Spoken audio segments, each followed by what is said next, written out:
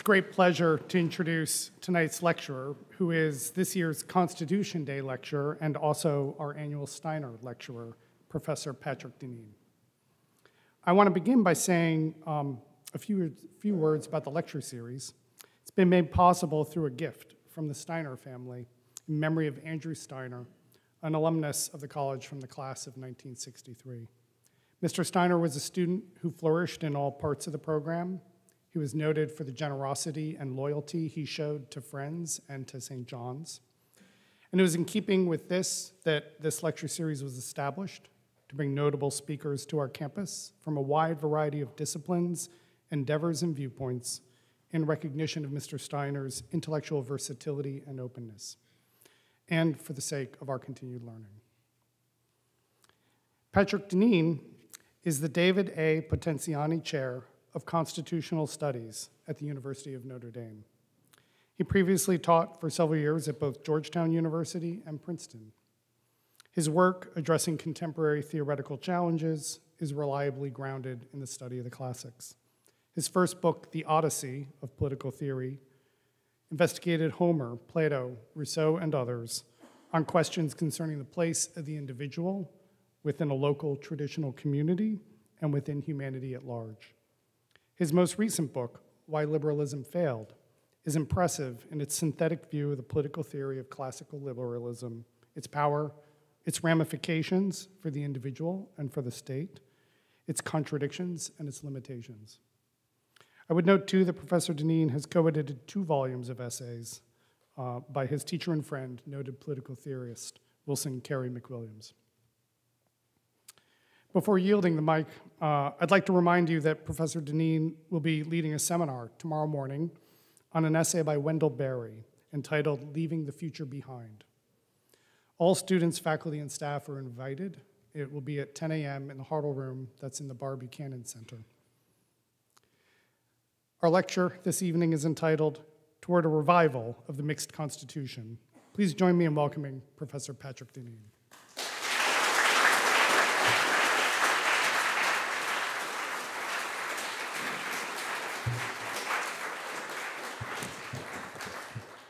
Thank you very much, Joe, Professor.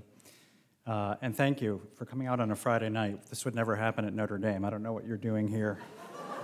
Clearly, there's nothing going on in Annapolis. I don't think that's true. There's something going on at St. John's, though. This is a portentous and deeply meaningful occasion for me. I didn't tell anyone of this at dinner, but in 1987, when I was a sophomore in college, I decided, I was at Rutgers University, a big state university, I decided that I could not get a great books education at Rutgers University. So I submitted a transfer application to St. John's College, and I was accepted. And then I didn't realize I was told I would have to start from freshman year. And looking at my family's budget at that time, I realized that probably wasn't going to happen. So it was a bit of a heartbreak for me not to be able to attend this institution. And now after 25 years of being a professor, this is my first occasion to be speaking here. So for me, this is a very special evening, sort of a little bit of a glimpse into the past that I might have lived had certain things worked out in a different way.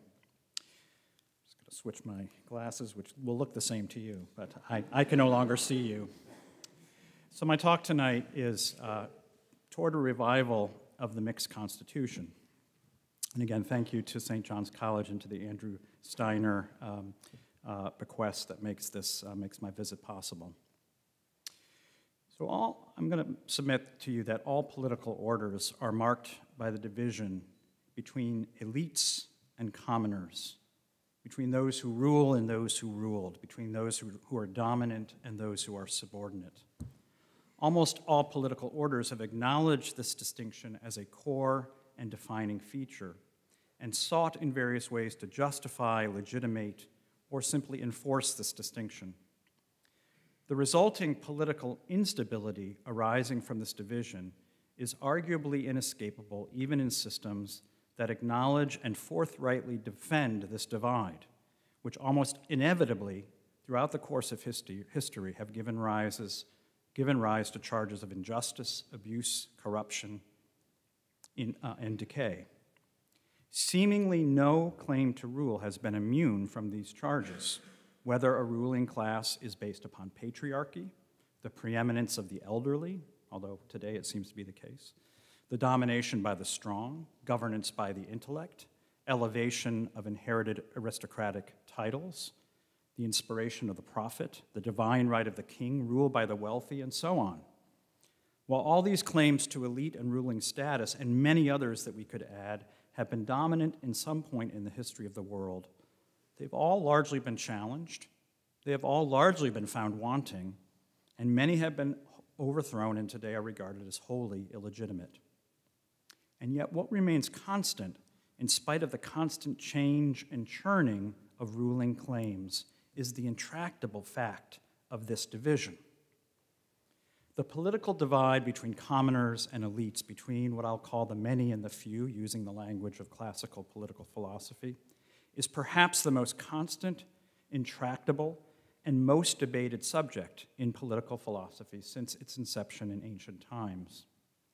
Attempts to mitigate, to narrow, or even eliminate the divide have been a golden thread in the works of political philosophers. Among the renowned political thinkers that appear to this day on St. John's syllabus, as far as I know, nearly all agree that this division is a constant threat to political, social, economic, and other forms of stability and justice. However, they have greatly differed over whether and how this challenge can be resolved. Tonight I want to explore varying efforts to address and perhaps even solve the problem of this main division in all political regimes between the many and the few. And while such efforts are numerous in the long history of political thought, which I think reflects the apparent permanence of this challenge, I want tonight just to touch briefly on a few representative thinkers in order to illuminate what I see as a profound shift that occurred from ancient to modern and through modern times.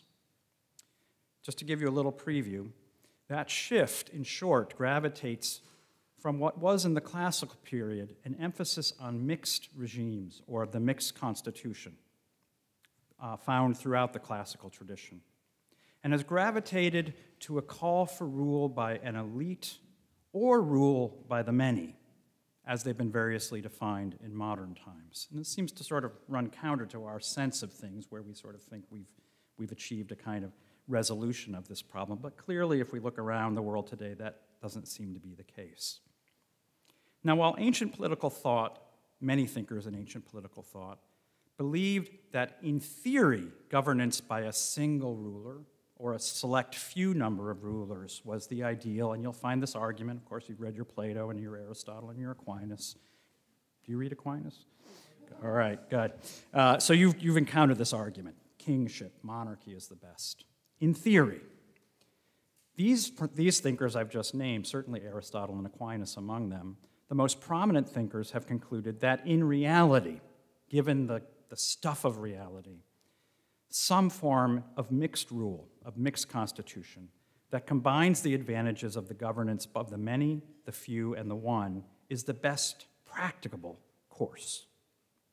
Now, by contrast, while modern thought, particularly that which perhaps we're most familiar with, variants within the liberal tradition as well as Marxism, in their various ways commended a role, and a very key role, for the people, in theory. In fact, they have concluded that the demands of progress require at least the temporary, if not permanent, rule of one portion of the society, whether the few or the many. That's the précis, that's the meat of the thesis. So this lecture will consist in two main parts. In the first half, roughly, I'll discuss the ancient view in the first part, and then in the second part, the modern view.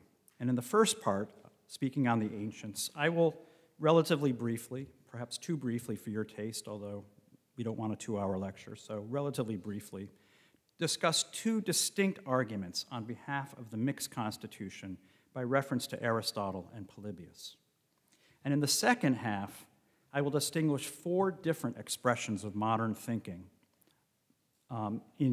respectively, in classical and progressive liberalism, what we might think of as right and left liberalism, what today we call conservatism and progressivism, Thirdly, Marxism. And lastly, a form of conservatism that you may not recognize given what that word has come to mean. And lastly, I'll briefly conclude my talk tonight with some very preliminary remarks of how these ideas and what I've explored might relate, or at least begin to relate, to contemporary political dynamics and divisions that we're experiencing both in the United States and abroad, in the hopes of perhaps assisting us in moving beyond our current, what seems to be rather self-destructive course. And if I'm successful, I'll do this in roughly an hour, which means that I will be sacrificing a good amount of depth for breadth, and I do ask your forgiveness for that, but I'm told that you will make me stay here until 4 a.m. asking me questions so we can get into some depth then. So to begin with the ancients, adjust your seats now. So to begin, let me briefly explore what I see as two variants of the classical teaching about the mixed constitution, which I think I could explore by reference to many different thinkers, but I'm going to focus on some passages in the writings of Aristotle and Polybius. And in particular, I'll focus on what is their agreements, in particular about the mixed constitution, but also some interesting differences between the two. In one, I would call broadly, in one tradition, that is the Aristotelian tradition, and it begins, I think, with Aristotle, we find an argument that the many and the few ideally should be blended into an entirely new class, a middling class that exemplifies political moderation.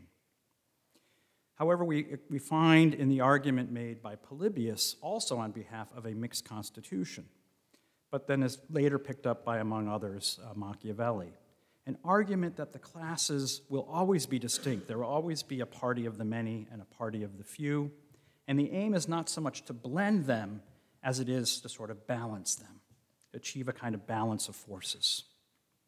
And so, in some senses, there are two senses of mixing that I think we have to realize when I use the word mixed constitution. Now, for those of you who haven't eaten dinner, you'll regret this part of the talk. One form of mixing, I'm going to use a few food images here, which is commended by Aristotle, occurs when the ingredients are blended, in a sense, completely together, forming a new substance in which the ingredients are no longer easily distinguishable from one another. The other form of mixing, offered by Polybius and later by Machiavelli, leaves the various elements distinguishable, if nevertheless tossed together in an appetizing new combination. So in the first instance, we might conjure the image of a smoothie, in which the mix of various ingredients are no longer easily separable nor distinct. And in the second, we could conjure the image of a tossed salad, in which we can still identify the tomato and the carrot and the lettuce, but which nevertheless is its own thing. It's a salad. Now, in the first of these traditions, the great articulator of the ideal of the mixed constitution as a smoothie was Aristotle, who argued that a well-blended political order, what he called polity, would be more like a bread dough or a smoothie, although in the messy world of reality, it was actually likely to be lumpy, more like the bread I cook, and not as smooth as the recipe might ideally call for. Ideally, however, if perfectly conceived and executed, a well-mixed regime would be so completely blended that the distinct classes in some sense would disappear, and instead one class would emerge, a middling class that was marked by moderation and internal harmony. Aristotle argued that a regime that he called polity could emerge only through an artful mixture of two otherwise contradictory elements, oligarchy, the rule of the wealthy, and democracy, the rule of the the few wealthy and the many poor. If mixed well, he argued, observers of such a regime looking from the outside would be able in some ways to claim that it was both a democracy and an oligarchy, but that it was also neither. It was something altogether new, neither the rule of the few wealthy or of the many poor. Now, far from seeking to institute an arrangement of checks and balances, to use the contemporary term of art, Aristotle went further, arguing that such a blending would, it was to be hoped, eventually shape the ethos of the polity, giving rise to an entirely new regime, right? Not just now two elements that are combined, but something altogether new, and which would, in some ways, leave behind those two elements in the distinct aspect of those elements.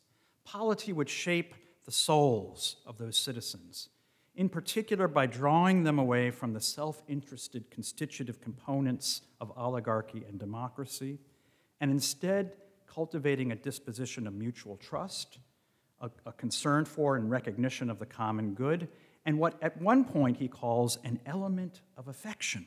They would like each other. This is achieved, he writes, by a weakening of the conditions that lead either to oligarchy or democracy, and in particular the concentration of wealth or widespread poverty, and this through the cultivation of a dominant middling element, and of course the resulting moderation. Thus, polity involves the cultivation of citizens that are wholly distinct from those constitutive elements of the many and the few of democracy and oligarchy, driven neither by arrogance or contemptuous wealth, nor the resentment often felt by the poor toward the rich. The dominant middling element, he wrote, is marked, and I quote, by a readiness to obey reason, like a kind of a capacity to obey reason that our partisan interest makes it difficult for us to do, so that they tend to be law-abiding, and that the law is grounded and based in reason. These people are dominated, or this regime is dominated by people who are, generally speaking, he writes, equal and similar, and thus more capable of extending interests that they share beyond themselves, since so many of their citizens are like them. Because this regime minimizes both resentments and contempt, relations between citizens is marked by a kind of harmony, or as he says, as I already mentioned, affection, a willingness to consider the good of others that does not exist too far, or too much difficulty from understanding what benefits oneself, benefits one's fellow citizens. Thus, distinct factions tend to be absent, and he stresses, and I quote, of citizens in cities like these, they most particularly seek to preserve themselves as a whole. Polity thus must become a wholly new regime, not a combination of two distinct regimes. And if this is achieved, its citizens treasure and value the distinct regime that they are part of for itself, not because they hope that when the situation changes, they'll be able to institute an oligarchy or a democracy. Rather, that they value and treasure the thing itself because they are part of it. Now, in contrast to Aristotle, within the classical tradition, there's another sense of mixing which holds that such blending, such artful and thorough mixing was impossible, and instead argued that both main elements of any regime would remain distinct and opposed. Polybius, the 2nd century Hellenic historian of Rome, believed that the Roman example offered a very different model. Again, a mixed constitution, but a different kind of mixing that leaves intact the identifiable elements that compose it. Rome was more akin to a salad in which those vegetables are still identifiable and distinct. But nevertheless, a kind of artful combination still produces a very good, tasty salad, even when those distinct parts remain. Polybius believed that the course of history itself proved that this latter form of mixing was more successful and practicable, and pointed to Rome, as well as Sparta, as exemplary regimes. Polybius, of course, famously argued, is he on your syllabus? Okay, well, you might want to think about that. Just chapter 6 would do you just fine. Famously, or apparently here not that famously, argued that all good regimes eventually decay into their opposite. So if you're familiar with Aristotle, which I assume you are, right, you have 6 regimes, and they sort of correspond, the good version and the bad version. The good regime, that's one. The bad regime, that's one. Well, Polybius had the same argument, but he sort of wound them up and put them into time and made the following claim, that one decays into its opposite, which then leads to the next set of regimes. So monarchy decays into tyranny, which then gives rise to a kind of reaction in the institution of an aristocracy, a good rule by the few, which decays and becomes oligarchy, which gives rise to a kind of revolution among the people and gives rise to a good democracy, which then decays and becomes a kind of mob rule, which then leads to the start of the whole thing over again. So this is the famous cycle of regimes, which if you read Machiavelli, the discourses, you see this articulated in Machiavelli's argument. Each of these regimes, the good regimes as well as the bad regimes, contain the seeds of their own self-destruction, just as rust destroys iron or the cancer eventually overwhelms healthy cells. Now, Polybius praised Rome for breaking this cycle, which he otherwise viewed as inevitable. And it broke the cycle through the appeal of and use of a solution that forestalled for a long time this internal decay. And it was a solution that he attributed first to Sparta's founder, Lycurgus. Lycurgus, he wrote, and I quote, "bundled together all the merits and distinctive characteristics of the best systems of government in order to prevent any of them from growing beyond the point where it could degenerate into its congenital vice," end quote. So we combine them to prevent, in the same way that, eating a good, healthy, balanced diet, right, is supposed to delay decay and so forth. He combined them so that it kept the healthy parts healthy for a long time, while preventing it from degenerating into its congenital vice. By designing a mixed constitution that would give official powers to each regime type within a single government, something that Aristotle or Plato probably thought would be difficult to impossible, that the virtues of kingship and of aristocracy and democracy could be preserved, while its descent into its vicious forms, its opposites, could be prevented. Rome's founder, and Polybius writes, and I quote, "wanted the potency of each system to be counteracted by the others, so that nowhere would any of them tip the scales or outweigh the other for any length of time." Notice this image of balance. He wanted the system to last forever, maintained by a high degree of balance and equilibrium by the principle of reciprocity, end quote. Now, while every element of the social order would contribute its particular virtues, its stability in particular arose from the broad base of the people. The characteristic feature of the demos, again, one of the systems of government that was deeply suspect, of course, in antiquity, was what might be described as its kind of conservatism. That's my word and not his. But this is how he describes the many. They seek to retain the traditional values of piety toward the gods, care of parents, respect for elders, and obedience to the laws. And again, if you're familiar with Machiavelli, this will strike you as familiar. What do the many want? They want not to be dominated by the powerful few. They want there to be some rule of law. They want there to be the preservation of a way of life that's not destroyed by the elites. So they kind of want to be left alone to do their thing and ask the elites to, in a bargain, to say, let us do our thing. Let us believe our beliefs. This is the kind of base on which this mixed regime relies. Polybius then commended a form of mixing that retained distinct contours and qualities of each form of government. Again, a kind of fruit salad. The common good is best secured by including each ruling form within a single government, the one, the few, and the many.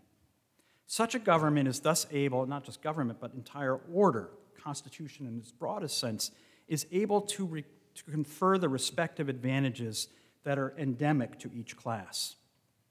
The unitary and decisive rule of the one, the wisdom and excellence, virtue of the few, the common sense and everyday virtues of a populace, and when artfully combined, prevents their devolution into vicious forms.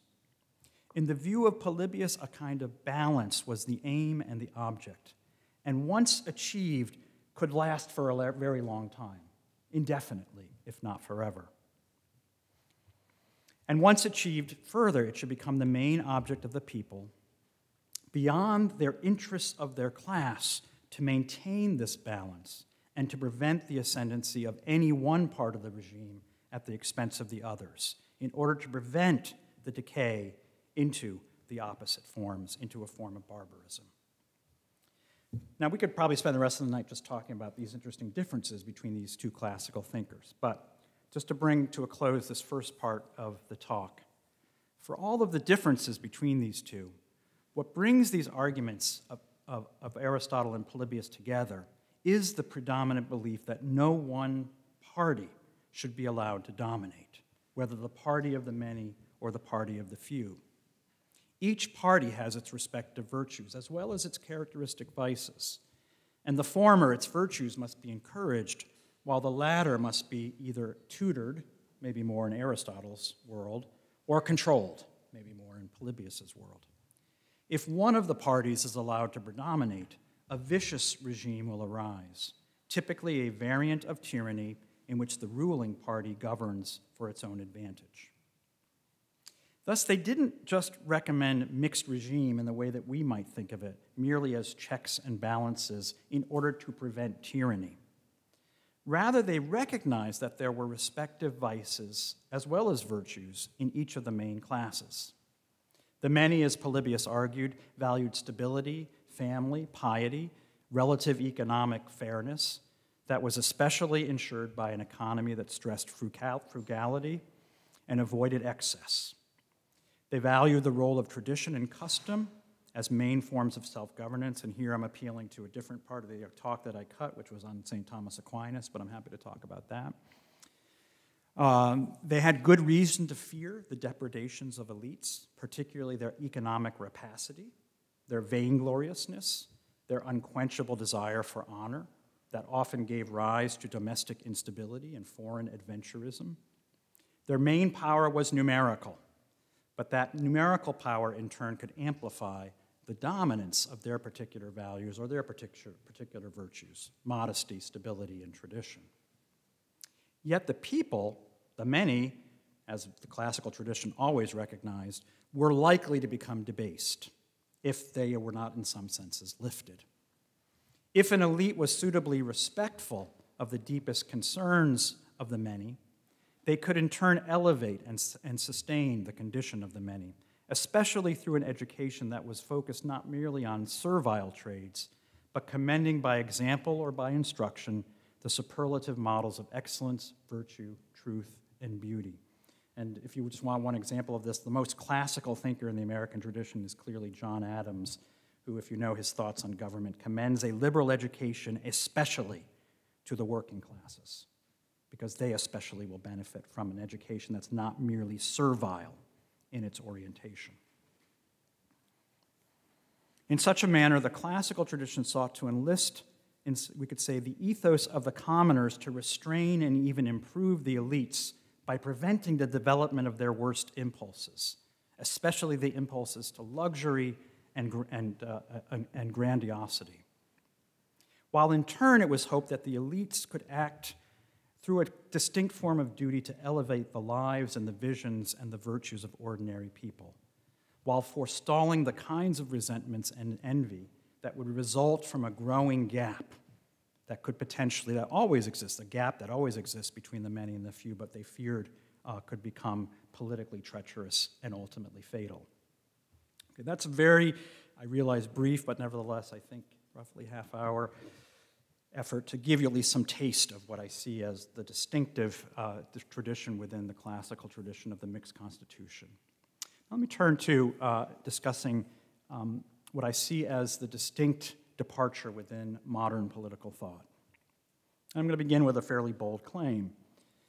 Modern thought and modern political practice rests on a fundamentally different core assumption about the aim and purpose of life, of social life, of political life, of our private lives, of our economic lives.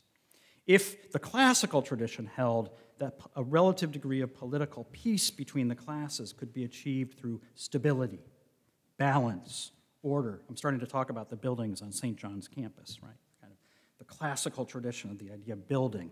You build not only buildings of balance and stability and order, which create permanence, but you also build polities on this basis as well.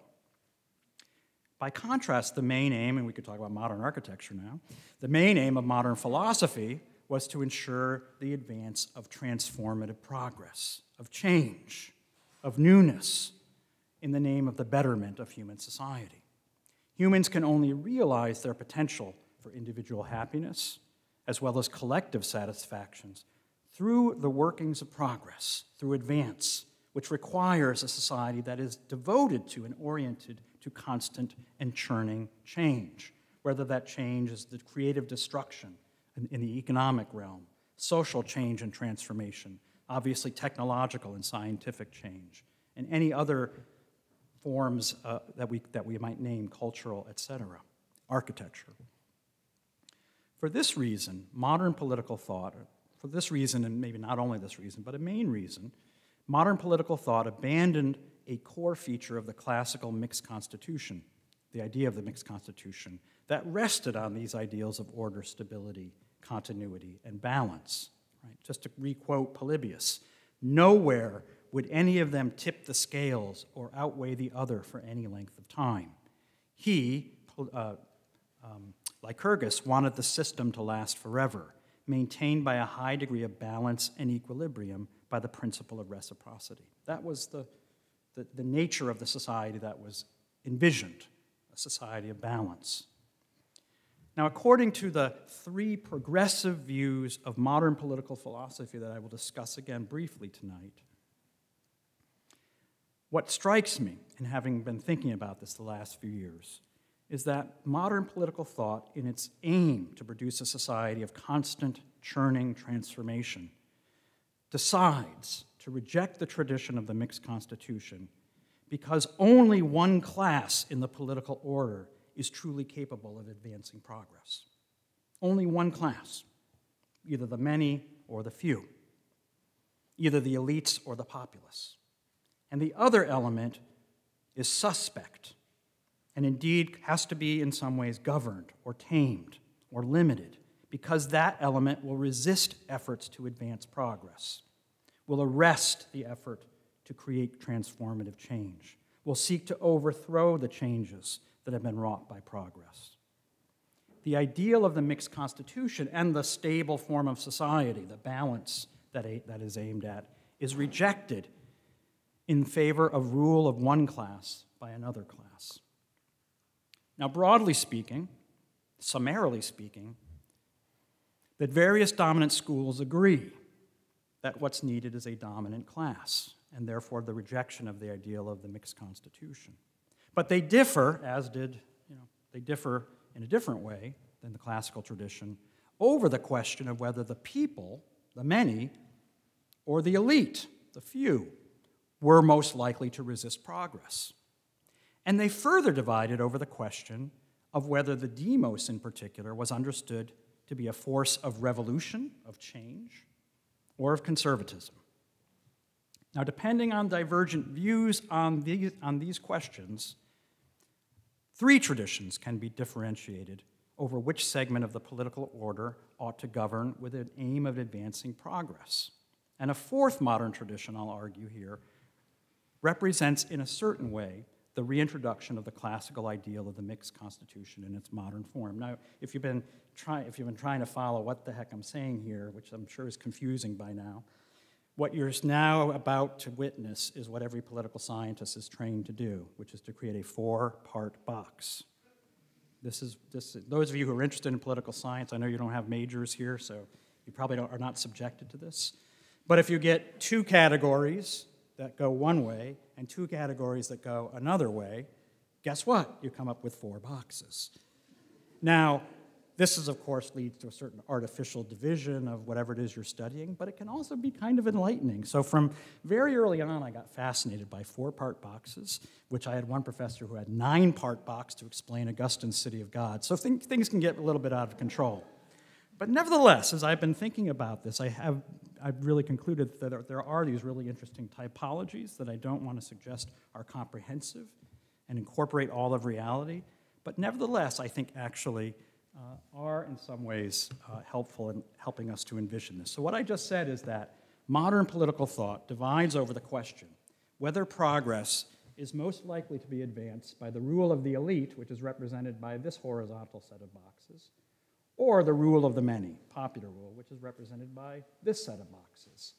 And then it further differs, modern thought differs on whether or not the people are seen as revolutionary, that is to say, likely to be sources of instability, or whether the people are likely to be conservative, whether they're likely to want to have stability. So we have four possibilities here. Let's begin by filling them in. So in the top row, this row here, what I want to suggest is that this is where one finds the inauguration of modern political thought in the form that I'm something of an expert on now. I have a best-selling book endorsed by President Obama called Why Liberalism Failed. And one way to understand liberalism is the effort to reject the model and the tradition of the mixed constitution by arguing that the elite need to rule over the people. The class of elites, a particular class of elites, needs to hold the cards in the society. It introduces then a kind of new framing and a new answer to the ancient problem, the long-standing and maybe permanent problem of the relation between the classes. In particular, liberalism in both of its forms, its two main forms. Classical liberalism, we think of figures like John Locke or America's founding fathers. There, I got the Constitution in. We have now fulfilled our federal duty. Advances the view, both of these advance the view that the party of the few must attain a dominant political position in order to ensure the advance of progress. Liberalism then becomes the dominant tradition and the dominant practice throughout the modern Western world through its apparently successful claim that the demos poses an obstacle to progress. And therefore, new institutions must either be devised or old institutions must be reinvented to restrain the baleful tendency of the many to hold back hoped-for progress and advances. Now, liberalism itself is of course, internally divided. We know that very well.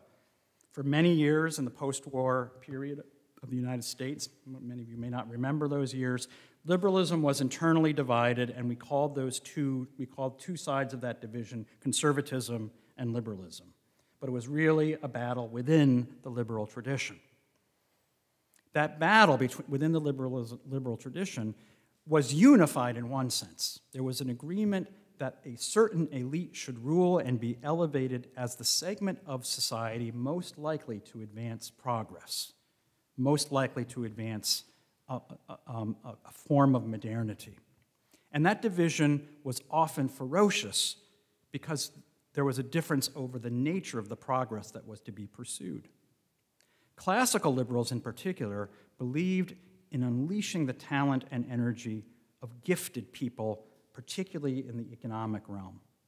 Progressive liberals, by contrast, while they didn't always necessarily believe that was wrong, nevertheless believed that it was the role, especially of the elite, to advance a kind of moral improvement and even perfectibility of humanity. In both cases, while this disagreement was intense, they nevertheless both agreed that among the greatest political threats was posed by the obstacle presented by the many. So let me begin, again, very brief, the briefest précis with the classical liberal tradition. And I'll begin with the figure you all came here to hear me talk about tonight, John Locke. So John Locke, as I'm sure you know, you have to read the second treatise, good? Okay, so chapter 5, right, of property. You're all familiar with chapter 5 of property. I'm told you read everything in like, you have 30 minutes to read the Odyssey, I'm told. Is that right? So you may not remember all the specifics, and I'm not going to tell you all the specifics tonight. But Locke emphasized the priority, of course, of three rights that he names: life, liberty, and estate, life, liberty, and property. And of these three, of course, life is important because you can't have property without life, and liberty is important because you can't enjoy property without liberty. But property is essential because property is in some ways what makes this new machine run. It's property, and a right to property in particular understood as the right, as he puts it, to own and to use and dispose the things that are my property without limit. That this notion of property is what will allow the emergence of a new form of inequality.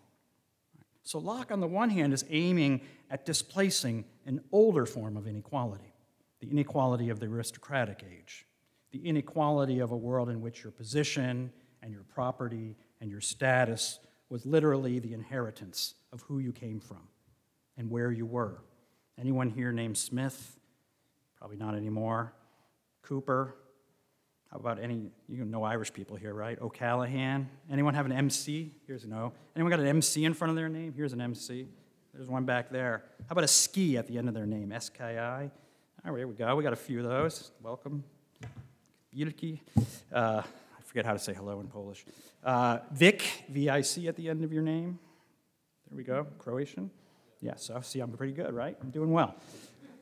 Every tradition, in a sense, has a tradition. Oh, wait, I forgot the biggest one of all. Son or Dottir.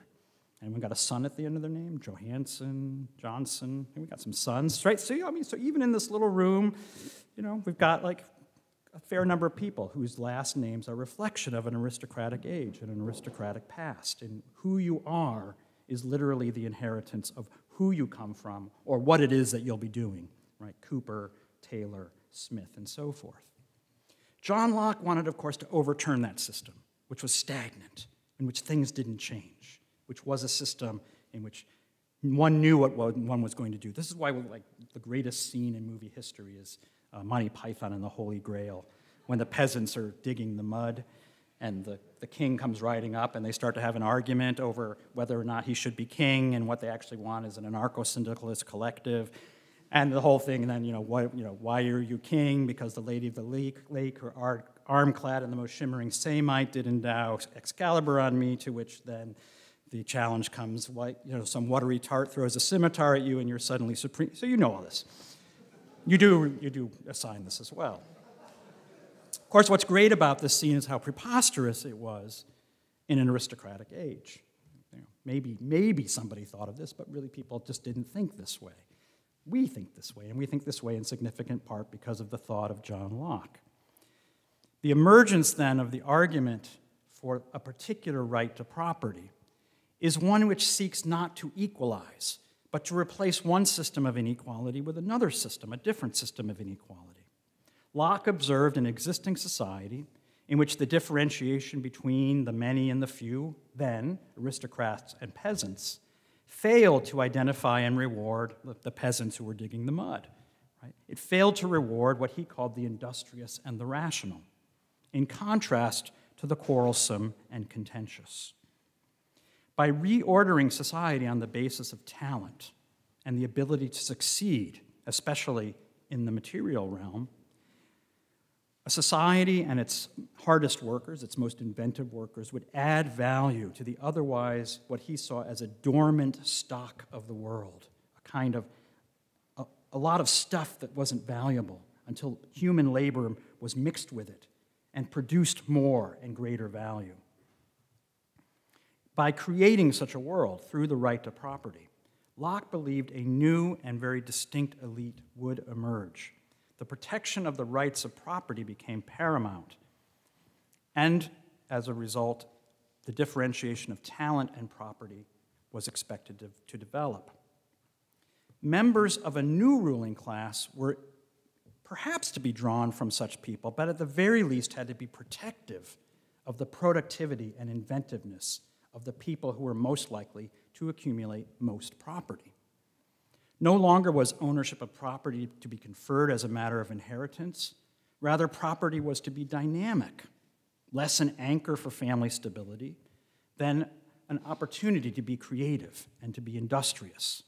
Of course, Locke famously argues that property is, of course, something that we might accrue, but most importantly, we own ourselves. The most essential piece of property that we own is us. And that's something that we all know, and we know this intimately, that whether you ever own anything in your lives, and most of you below a certain age will never own anything, really. You won't own a house. You already all know that. You won't own a car. You'll just be paying a lease forever. You don't even own records. Well, maybe you guys do, because you look like, you look like the kind of people that own records, right? You might own books, but think about how few things we actually own anymore. It's not that important that we own stuff anymore. In fact, it bogs us down. Like I tell you, any professor can tell you, owning a lot of books makes life, can be difficult. Moving that stuff around is difficult. The most important property that we're all developing is us, is our talents, it's our abilities. It's something that's portable. And when Locke says we own property in ourselves, I don't think he was necessarily envisioning 21st century America in which, invest in yourselves will become a slogan. But nevertheless, it wasn't out of the realm of possibility. That ownership, the most important ownership, would be our own creativity. Thus, the value of property lay less, in a way, in the stuff itself, although that's important, than in the intellect that would unlock the potential value of that stuff. The liberal regime then comes into being not only to protect property rights, but to legitimate a ruling principle that would encourage a society of constant progress, of growth, of prosperity, and of transformation. So let me give you fill in the first box here. Locke then supports the idea that a particular kind of elite need to rule, in particular, because of the dangers, the political dangers that would be produced in this system, because he recognized this society would create a new kind of inequality in which you would have haves and have-nots. The industrious and rational, these are called Republicans, and the querulous and contentious, these are Democrats. Right? I'm just kidding, don't get all upset. Right? Just giving you the Rush Limbaugh version. This is the world that he saw likely to come about, and in order to protect especially the vulnerability of the people who would be most responsible for doing the creative work of generating the value of society, how could one instantiate a system that would ensure that the many, as a potentially revolutionary or destabilizing force, wouldn't rise up and destroy the system, wouldn't stop progress, wouldn't prevent the continuing accumulation and creation of new wealth? And so classical liberalism, beginning with Locke, but of course advanced by some of the most prominent of America's founding fathers and instantiated in our Constitution, and which is today articulated especially by many libertarian liberals who would describe themselves as classical liberals, but whom we call conservative, seeks above all a dynamic economic order in which the achievements, especially of relatively few, which will be in great excess of many, will be protected from the potential discontents of the many. Classical liberalism envisioned a dynamic and transformative order that would generate new and potentially titanic differences of material inequality, potentially even certainly more extreme in material difference than the greatest king at the time and the poorest peasant. Have you ever been to a castle in Europe? I mean, the toilets in those places must have been not great. Right? The level of inequality, of course, between a CEO today and someone working as a janitor in that company would make a king of the Middle Ages blush, or maybe perhaps turn green with envy. So the inequality that would be generated would be likely to produce a great deal of popular discontents. Thus, Locke and later liberals, classical liberals, libertarians, feared the people as a potentially radical force, upending the potential for progress, economic progress, particularly because of the tendency to envy and resentment that could lead to the undermining of the rights of property. And if you want some evidence of this, a former colleague of mine at Georgetown University named Jason Brennan, who is a libertarian very much in this tradition, has written a book called Against Democracy.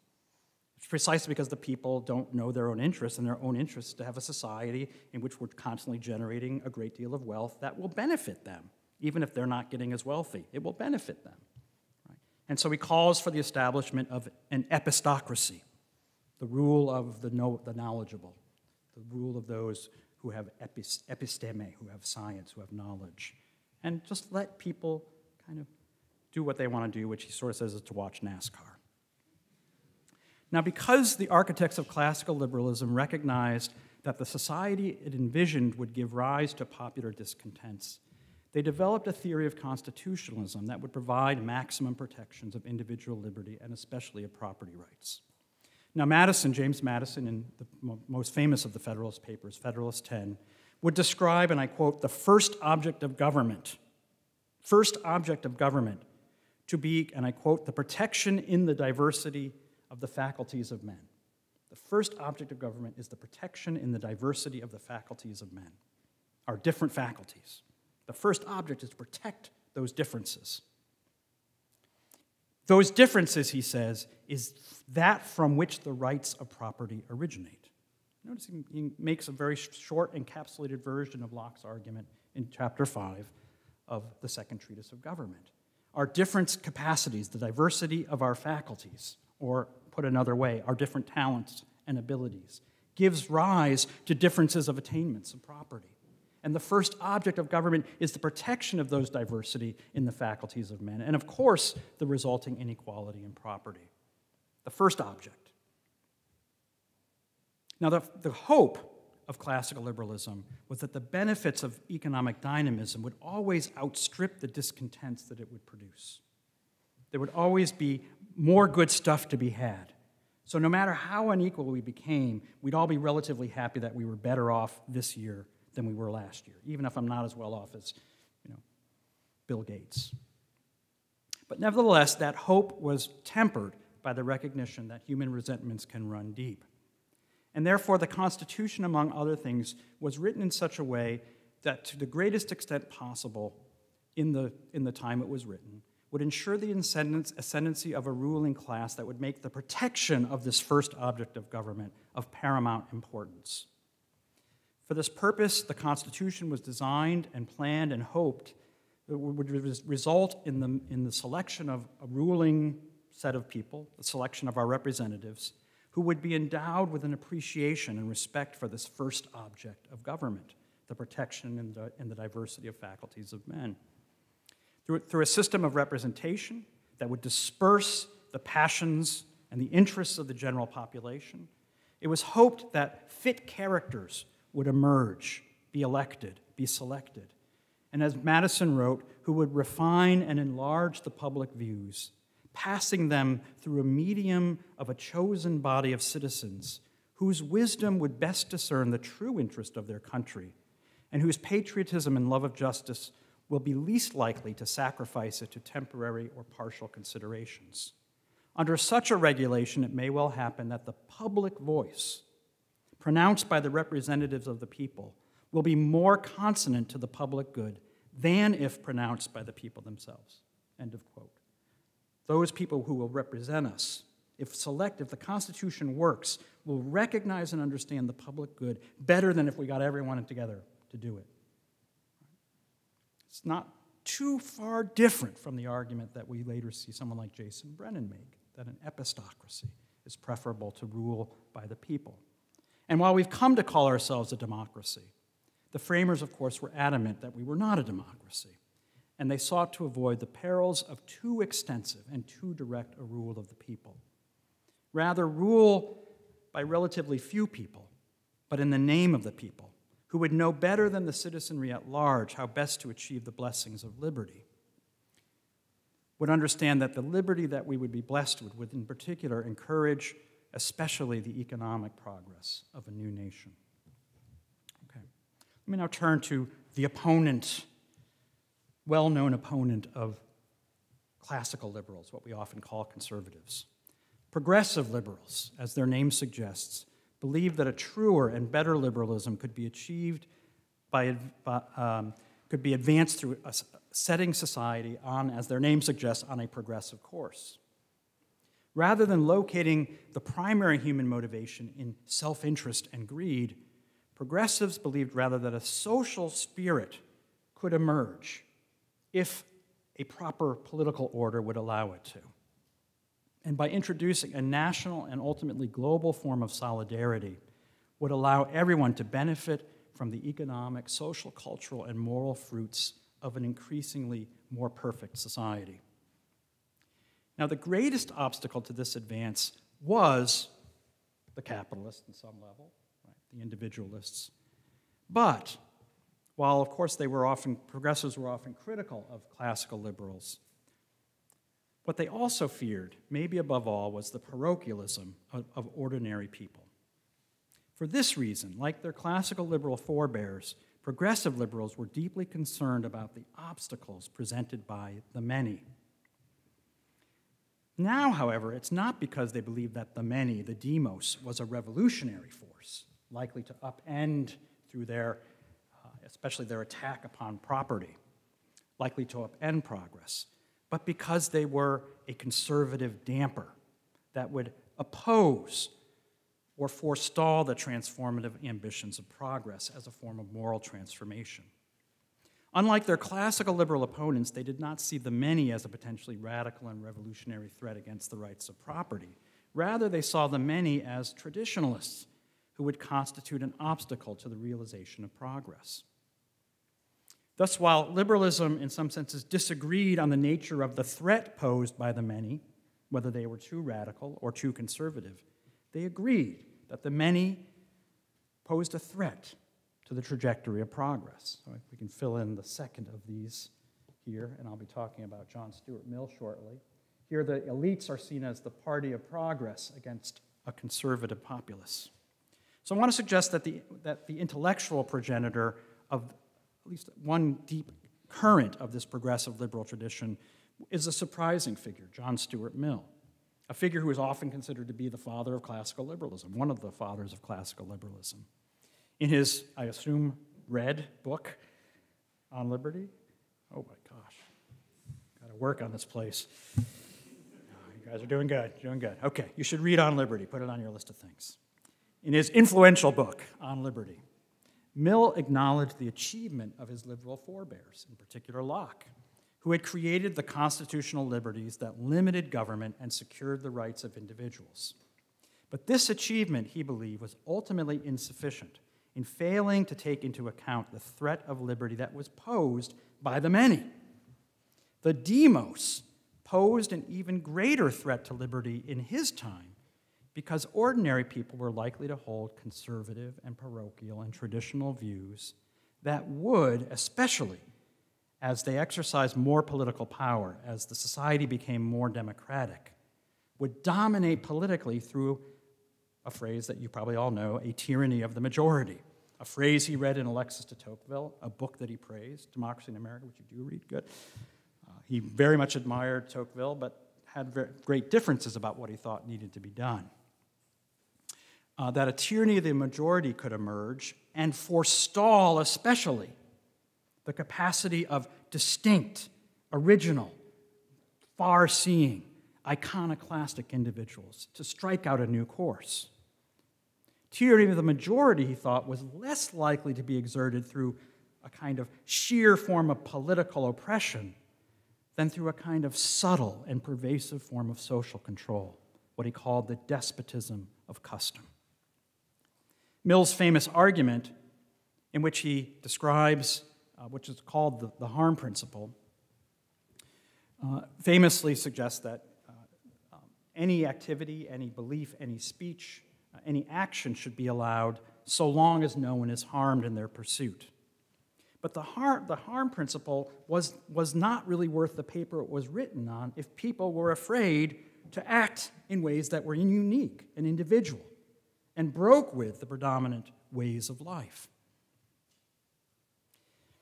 Mill, of course, famously justified near-complete freedom of speech, opinion, and expression as an essential means of liberating what he thought would always be a relatively small number of unique and nonconformist individuals from the bondage of custom that tends to dominate habits of thinking of most ordinary people. Only by subjecting all beliefs and opinions to ranging skepticism and alternative viewpoints might the blind adherence to tradition be discarded and society set on a trajectory of progress. Until that point comes, Mill argued, humans exist in a kind of bondage to unexamined opinion, of custom, the despotism of custom. As a result, while time passes, societies remain static and unchanging. Here's Mill, and I'll quote, "The greater part of the world has, properly speaking, no history, because the despotism of custom is complete." Of course, it doesn't mean things weren't happening. There was history, but there wasn't history with a kind of proto-capital H Hegelian form. It wasn't moving. It certainly wasn't moving in an upward trajectory. People weren't improving. Things stayed the same. To participate in history means more than merely for time to move and to accumulate events. Rather, to be historical means that a kind of trajectory must be achieved, one of progress and of improvement. Liberty, then, is a means, It's a means to progress. While the book is called On Liberty, its actual title should probably be On Progress, because liberty is a means. Progress is its aim.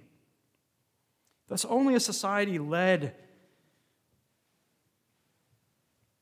guided by a small minority of creative nonconformists would lead not merely to material improvement, which was the main aim of classical liberalism, but to kind of a moral and psychic improvement of humanity. Mill hoped that progress would not be limited, and indeed he didn't believe it would be limited to merely measurable material advances. He thought this was a mundane way of counting progress. Ultimately, it would be reflected in the moral improvement of humanity itself. And he has passages where he talks about a kind of an enlargement of our moral vision, our capacity in some ways to see and understand all of humanity beyond ourselves. It's a kind of proto-Marx argument, if you're familiar with some of Marx's arguments about species being. Now, while Mill recognized and indeed lauded that the many should be accorded a political voice, and in his book on representation argued that there should be universal suffrage, even extending to women, which was a radical argument, of course, at his time. Nevertheless, he was worried because the many could, and indeed often did, constitute an obstacle to progress. Now, for nations such as England, which in his view was already relatively liberal, already progressing, history was already happening in England, the Industrial Revolution was taking place, Mill proposed a relatively modest system by which progress would be ensured, by always assuring the dominant rule of those who would guarantee that progress moved forward. He proposed a system of plural voting, in which people with more degrees, sorry guys, would get more votes. Right? People who could bring more degrees to the voting booth would get that many votes, or maybe you get 5 votes for a college degree and 50 votes if you got a PhD. We'd be riding high. Like free food for professors forever. But the idea of plural voting was that people with education as opposed to property were desirable because people who were educated were the most likely to be progressive in their outlook. In this way, those who were more sympathetic to a transformative society, and indeed one that would improve and transform, would be sufficient to repel the conservative leanings of the general population, to outbalance the weight of the popular vote. However, for those who lack the benefit of living in a broadly liberal society, in a society that's enjoying history, Mill believed that perhaps more extreme measures were in order. On page 7 of the opening pages of a text called On Liberty, Mill points to the need for more advanced peoples to impose, at times, a form of enlightened rule on those who live in societies with no history. In such situations, Mill wrote, and it's worth remembering that he was an administrator in the East India Trading Company, Mill wrote the following, quote, "Despotism is a legitimate mode of government in dealing with barbarians, provided that their end be improvement, and the means justified by actually effecting that end." That's, again, in a book called On Liberty. Liberty is a means, is the best means, in most cases, of ensuring progress. But if that means is not available or likely to advance progress, then liberty can at least be, for a time, postponed. Okay, let me turn now to the bottom of the scale, and in the bottom, of the diagram. And on the bottom, we have, in some ways, 2 reactions to the progressivism of liberalism. Now, you can probably guess what the one on the bottom left is, right? The popular, believing in popular rule that in which the people are revolutionary. Anyone? Okay. Right, this is correct. It's Adam Smith. No, yes, you're right. No. Karl Marx. Right? We have Marxism. Right? So, and Marx is, among other things, one of the first great, powerful critics of liberalism. Very powerful critic of liberalism for all of its deep assumptions. So against the liberals, against both classical and in some ways progressive liberals, there arose then a countervailing tradition that argued that the best and only possible path for progress was if the people overthrew the rule of the elites and formed a kind of despotism of the people, right? Kind of a governance of the proletariat. This position, of course, embraced literally the revolutionary potential of the demos. It arose out of vehement opposition to the economic inegalitarianism of classical liberalism and its attendant economic form, capitalism, and became the great nemesis. So notice the two of these become, really, it's really interesting to start to plot, the kind of, these guys have a lot in common, but they have also, so this is Bernie over here, and this is, Hillary Clinton, Joe Biden up here. This really helps explain, like, what's going on the left today. These guys are right here.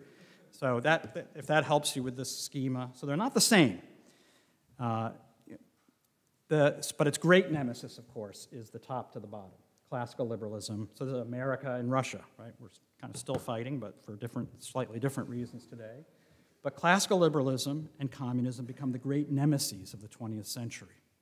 Of course, Marxism has cleaved closer and has formed a stronger sort of strategic alliance with progressive liberalism, but it gets impatient with its reformist tendencies, its acceptance of the basic frame of market economics, and its technocratic elitism. Again, Bernie and Hillary, or Karl Marx and Carl Bernstein, you name it.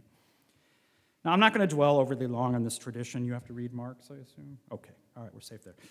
So, its contours are doubtless known to many here. Marx recognized, he was a student, after all, of the Greeks. He recognized the long-standing division between the many and the few. And he recognized that it was developing in a new and intensified form because of the very success of John Locke's, Adam Smith's, and others' proposals. As Marx and Engels write in the Communist Manifesto, more and more the world is splitting up into two great hostile camps that are facing directly each other, the bourgeoisie and the proletariat. Marx anticipated that the growing divide between these two eternal classes, now leading to a kind of conflagration, its apotheosis, its final battle, the last great battle to be fought between these two permanent classes, and finally leading to an end of this, what seemed like a permanent condition of humanity, was the result of the final and full awakening of the latent power and radicalism that had always been unrealized within the working classes. The proletariat would advance the revolution, overturning all previous relations and culminating in the final elimination of the class divide. The proletariat alone, he wrote, is the only really revolutionary class. Now, again, I'm not going to go into any long detail about Marx's arguments about the need for the proletariat to rise up and overthrow the bourgeoisie. But there is at least one interesting question that I just want to put on the table. It's an interesting one. And that's plagued, I think, Marxism as well as the study of Marx for a long time.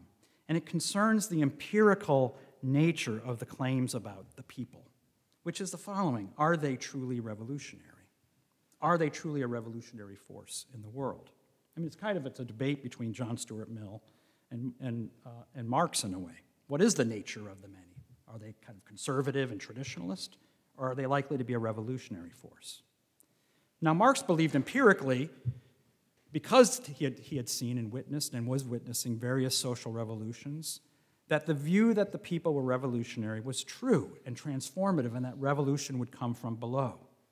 Although, at times, he did acknowledge that their revolutionary fervor seemed to peter out pretty quickly. They'd get bored of a revolution and go watch a soccer game. Their revolutionary did seem to peter out too soon and would often need the prompting of some other class in society, right? Typically the intellectual class of society that had more time on its hand. Of course, this would be developed in Lenin further with the argument of the need for a vanguard to kind of prompt the many to the revolution. But there's a more intriguing question than this one, as intriguing as that is, which is what would become of the revolutionary nature of the proletariat after the revolution had resolved all contradictions?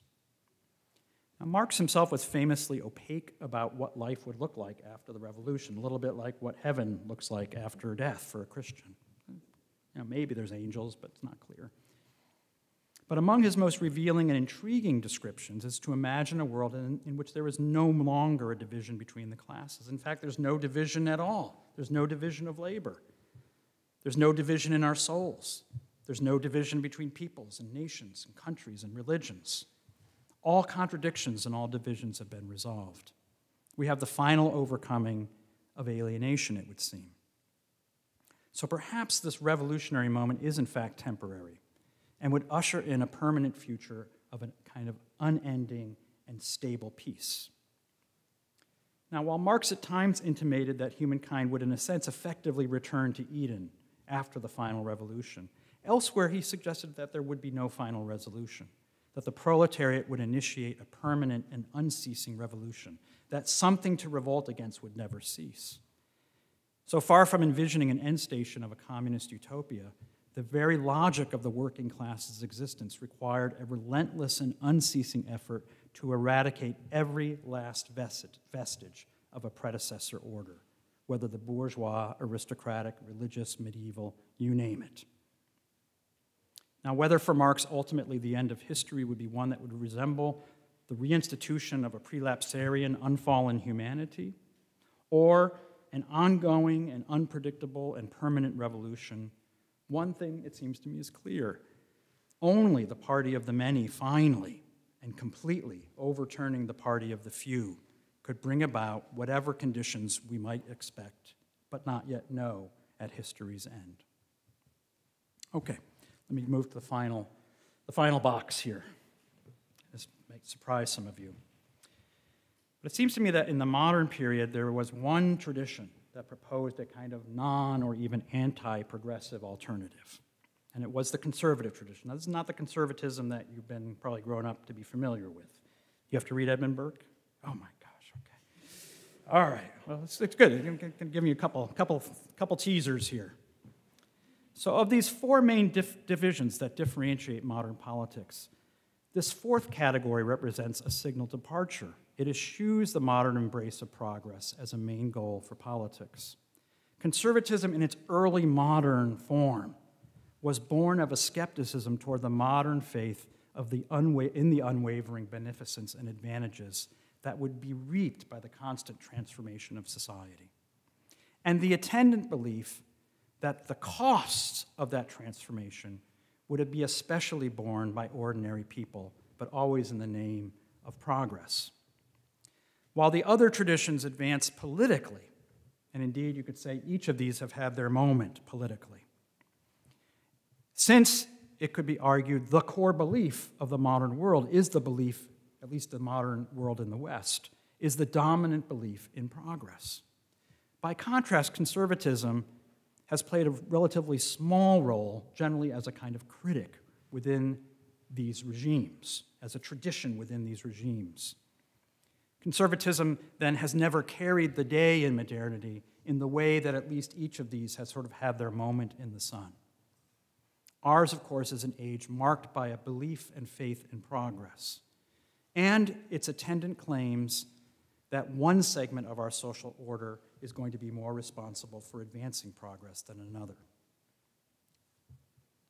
This anti-progressive alternative, then, draws implicitly on the tradition of the ancient theories of the mixed constitution, and for one overarching reason, it rejects the progressive presupposition of modern political philosophy. So just to jump, I know I'm running long, so I apologize. Just to jump ahead just a little bit. Burke, for those of you who are not familiar with Burke, was a critic especially of what he saw was the effort to upend and to overturn what he saw as a common deposit of knowledge and practice and tradition. That tradition arose from the bottom up. It was in some ways that which was built largely by the demos. And in a good society, an elite that would always come into existence would be charged with protecting this deposit of tradition. So in some ways, in the same way that these two guys don't like each other, these two guys tend not to like each other. A very different and opposite view of what the role and trajectory of society should be. The general bank, what Edmund Burke called the general bank of a nation, was the total sum of a sort of practical and experiential capital of a people over time. And it was this storehouse of value that tended to be maligned and discarded by the innovators in the name of progress.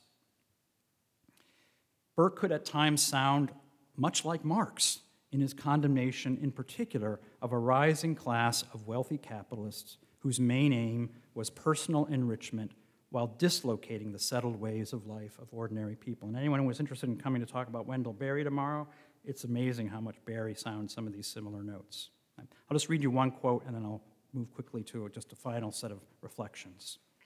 This is what Burke writes about what he calls the rise of gamesters in his society. It's in the 1700s. The truly melancholy part of the policy of systematically making a nation of gamesters, this is what he called contemporary capitalists, is this, that though all are forced to play the game, few can understand the game, and fewer still are in a condition to avail themselves of knowledge. The many will be dupes of the few who conduct the machine of these speculations. What effect it must have on country people is visible. The townspeople, by townspeople he means sort of urbanites, can calculate from day to day, but not so the inhabitants of the country. The whole of the power obtained by this revolution will settle in the towns, the urban areas, among the burghers, which is the English translation of the word bourgeoisie, and the money directors who lead them. The landed gentleman, the yeoman, and the peasant have none of them habits or inclinations or experience which can lead them to share in the sole source of power. It's pretty amazing and prophetic, it strikes me, of the way that a revolutionary force that would especially be affected through the markets and gamesters. Okay, so I know we've gone longer than I expected, and I apologize, but I feel like I would be leaving the room and the podium without having given you dessert if I didn't at least suggest that this topic is of more than merely historical interest to me and perhaps to you. Because, of course, it seems to me that the concerns and the arguments of these various figures seem to me to be profoundly contemporary and pertinent. Today we are experiencing, it seems to me, a very distinctly but recognizable renewal of the division between the many and the few, between the elites and the populists. Sometimes those labels are helpful, sometimes they're not, but it's interesting how much they map onto the arguments of the classical tradition. Now, for those familiar with this tradition, as I expect those of you in this room are, one is not surprised to find in this tradition the view that if this conflagration and conflict is not avoided, that you will likely be faced with a new form of tyranny, whether it will be a tyranny of the elites or a tyranny of the many. And today we hear much discussion, depending on which side of the barricades you're on, about the tyranny of laptop elites, of woke capitalists, of the Davos set, college professors. Or on the other hand, the fear of populist authoritarians. Or a new one for me that I just learned today, electoral autocracy. This is when people elect autocrats. Nor is one surprised to hear, again, if you're familiar with this tradition, a growing chorus today suggesting that we are on the verge of experiencing a new civil war, if we are not already in the midst of a cold civil war. Now, it seems to me that today many of us are caught up in this battle, in this debate. We are partisans. Even professors who are supposed to be able to analyze this are very much partisans. And it seems to me that what we're lacking today are analysts of this current divide and the capacity to reach back to a tradition that had something to say about this divide. Proponents of each side today seem to hold the view of the other side as entirely evil and vicious, with no redeeming features whatsoever. And much of our political debate is thus premised on the assumption that political resolution and peace will be achieved when one party has eliminated the other party. Our politics is almost entirely focused on the vices and the evils of the opposition, and not on the potential virtues that might be developed if, potentially, we can revisit the idea of a mixed constitution. Now, those who've immersed themselves in the study of politics that might be able to take us out of the this internecine fight of the current moment might have something to offer, but many of them are caught up in the battle. Tonight, I just wanted to suggest to you that it might be, perhaps, possible, and indeed desirable for us to revisit this classical tradition of the mixed constitution that might offer us some instruction in this current moment. In particular, might a tradition that speaks honestly of the inherent vices and the virtues of the few and of the many, in which one seeks to limit the former, the vices, and encourage the latter, the virtues, begin to think of possibilities that go beyond merely the political elimination of the opposition, and instead look to build a constitution that is mixed, in which each is better as a result. And further, if such a possibility, and here I'll end on a kind of pessimistic note, if such a possibility were theoretically attractive, what is the likelihood of attracting supporters in a political order that is premised on the central imperative of progress, and then thus on the dominance of one class over the other? What if this analysis is really one more fitting to a Cassandra than to an Aristotle or a Polybius today? Seeing how the rising costs of a regime based upon the domination of one progressive class will inescapably generate the kinds of political divisions that we are seeing today. What if such a social and political order is itself constitutionally, using that term, incapable of entertaining the need for balance and order and stability as a basis for a viable mixed constitution? And yet, if things continue to worsen, and even if things get bad enough, can we afford to ignore these arguments? I hope at the very least I've offered some timely meditations for what are very disquieting times. Thank you.